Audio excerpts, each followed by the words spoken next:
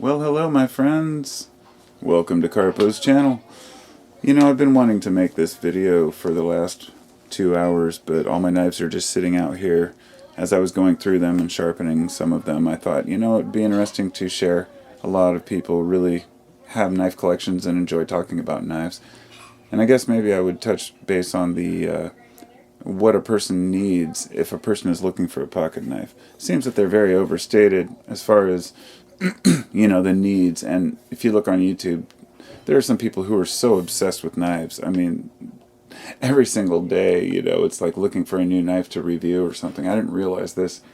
To me, a knife is a knife. It's a tool. Once you have one and you have enough, you're good to go. Now, a lot of these knives I've acquired over my entire life.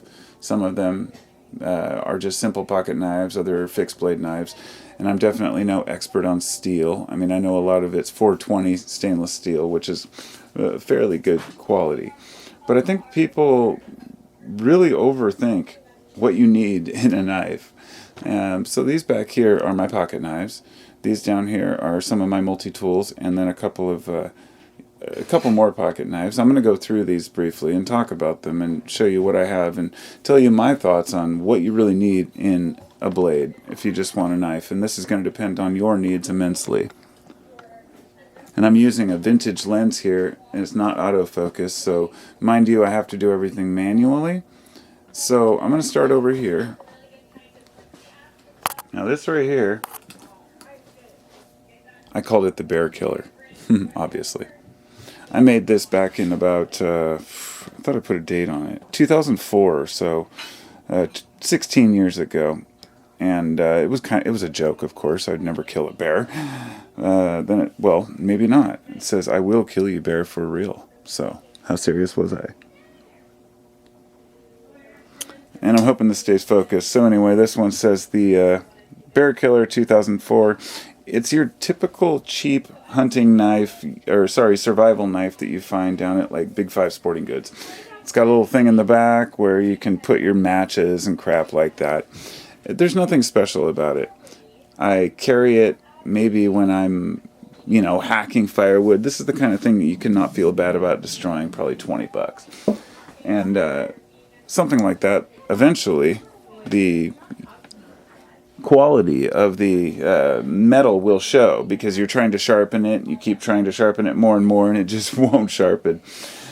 These are my fixed blade knives. That one's probably not full tang. Full tang means that the blade goes all the way through the handle. So then we have this one right here. And this is probably one of my favorites. This is the Old Timer Deer Slayer. Deer Slayer 150T is what it's called. It's very old school. Here we go, the 150T. The old timers have these interesting hard blades that are kind of in a, I'm guessing it's an epoxy or acrylic. It's not really it almost feels like antler, but I know it's not. But it has a really nice shape. It's got a little grip up here for your thumb. And a protector for your finger down here for when you're filleting or, you know, skinning a deer. I'm not a hunter myself, but I like, you know, knives like this are extremely handy and very safe for doing a variety of different work. And it comes with the sheath, but it's a buck sheath. It's not the correct one, but it seems to work just fine. So I just slide it into this wrong sheath like this. Just go snap. Sometimes. Alright, so we're going to move on now. Now this is a knife I bought a few years back. It's a Winchester. And there's nothing special about it. It's your typical fixed blade knife. It's full tang. It goes all the way through the handle. It's actually a nice knife, and I've used it quite a bit. I wouldn't say there's anything extremely special about it. It has a nice wood handle. It has some, let's see. There was a number on here, I thought. Nope, it just says stainless steel. And now this next one, because this is the one I've been carrying when I'm camping. But I've moved on to this one now. These are my two new favorite knives right now. This is a buck knife. I love this knife. This is a 192C. It's a very well-known and well-reviewed knife. It's got like these two rubber grommets in the pommel between, you know, the handle and the butt. Nice brass. The brass tends to get a little bit oxidized over time, so it was a little bit green when I got it. I had to polish it down. But the blade holds a really, really nice edge. Extremely smooth. I'm not one of those guys who's going to sit here and say, hey man, I'm going to cut paper with my knife to show you how sharp it is. But let's just say the knife works. This next one over here, one of the nicest things about this buck knife is the sheath that it comes in. I really like this sheath. It's very easy to use. Sometimes you have issues with, you know, different sheaths and making them work. Sorry, it wasn't focused. Like I said, manual focus. Over here then we have a Leupold. This has a nice walnut handle. It's a 2007 100th anniversary. It's a CRKT, but it's got the China logo on there, so you know it's made in China. Now, of course, there's nothing special about this either, but there, just so you can look at it, get an idea of what it looks like. It is a pretty knife. Little grip there, grips up here, even up here in case you're doing some skinning work. The next one I just found, I forgot I had. Now this is a fillet knife. It's actually, it's a, let me think, what is it? Uncle Henry 167. Totally beat up, you can see. It does have this, there you go, the Uncle Henry 167. I think it's antler, if I'm not mistaken, or at least it's synthetic antler. I'm not sure. But it used to be about this long, and it broke off. I don't know where I acquired this, but it's a really nice fillet knife. Now the next one I have here, which isn't really one of my favorites or anything, this is a knife I got that my dad left behind for me, and it's an old school, like World War II knife, soldier's knife. It's really beat up.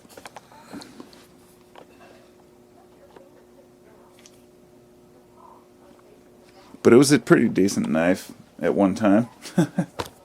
So now I've talked about all the fixed blades. Now, what's the point of all these? What would I prefer to have if I had a choice? I would definitely, as I said, take this buck knife over here because it's simple. The only thing that's missing is the loop for the belt. And one of the cool things this particular knife has is a belt loop that was loose. So when you'd sit down or move, it would flex. Whereas, say one like this, these are fixed. They're much tighter and harder to, you know, or like this one. But this one actually moves around quite well, the old Winchester. So, now I've talked about all my fixed blades, pretty much, that I wanted to discuss. Now I'd like to move on to a couple of other things. First off, I wanted to tell you, there's these back here, okay? These are what you would call, there we go, crap blades. Now you can get, these are the kind you can get anywhere. A cheesy little one with a spoon and a couple blades. This one's called a Maxim knife, M-A-X-A-M, and this is some just generic knife. If you're just looking for a knife for cutting once in a while that you're not worried about, a knife like this actually works fine. And they're under 20 bucks, much less. You go to like sporting goods stores and they're like, you know, on sale for like $8 or something. But it's not my thing. I really like having a good quality knife. So over here I have throwing knives. These are just so-so. Nothing special about them. They hold a decent enough edge to throw because they're throwing knives. I wouldn't pay more than the 20 bucks these probably cost. Back here we have a machete that I found metal detecting when I was camping in Montana. It's an old Corona, yeah, Corona brand. These are excellent. I mean, I seriously found it in Montana, like in a dry creek bed that was no water was running in. And it was like 6-8 inches down under like heavy rocks and small boulders. It must have been lost within the last, 10 years or so. Or else it just hadn't been used, that creek bed, in a long time. So the last few I wanted to talk about were things like this. Now this is an old timer right here. I found this when I was mushroom hunting. It's called a Hawkbill because it has this curved blade on it. It also has a screwdriver and a secondary blade. And I have the cool thing is the screwdriver part. This is very unique to this knife.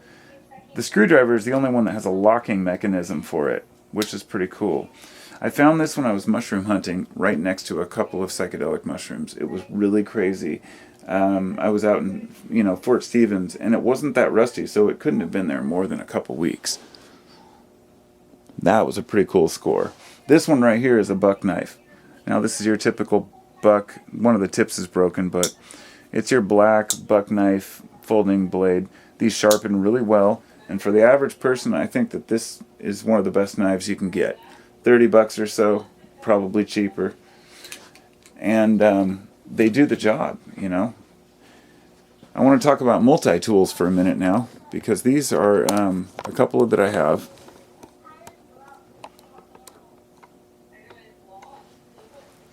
Now, sometimes we get ones like, for example, like that. My wife got me this one a while back, which has a little hammer and an axe.